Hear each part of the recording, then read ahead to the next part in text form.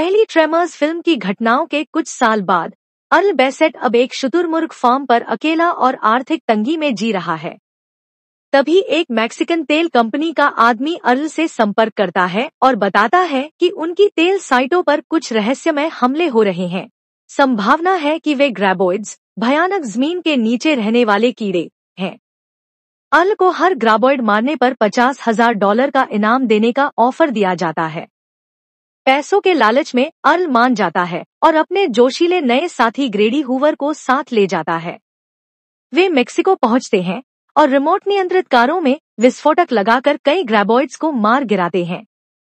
शुरुआत में सब आसान लगता है, लेकिन अचानक ग्राबोइड्स अजीब व्यवहार करने लगते हैं और बिना किसी हमले के मरने लगते हैं। जब वे जांच करते हैं तो पता चलता है कि ग्राबोइड्स अब विकसित हो रहे हैं। मरे हुए ग्राबोइड्स के अंदर से निकलते हैं नए जीव, श्रीकर्स, जो अब जमीन के ऊपर चलते हैं और अपने शिकार को गर्मी, हीट सिग्नेचर्स से पहचानते हैं। ये बहुत तेज, आक्रामक और झुंड में शिकार करने वाले जीव हैं। सबसे खतरनाक बात यह है कि ये खाना खाकर खुद की कॉपी बनाकर तेजी से संख्या बढ़ा सकते हैं।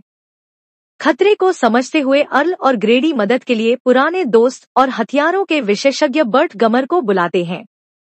बर्ट अपने हथियारों के भंडार के साथ आता है, लेकिन जल्द ही उन्हें एहसास होता है कि सिर्फ गोलियों से इन श्रीकर्स को नहीं रोका जा सकता, क्योंकि वे बहुत तेजी से बढ़ रहे हैं।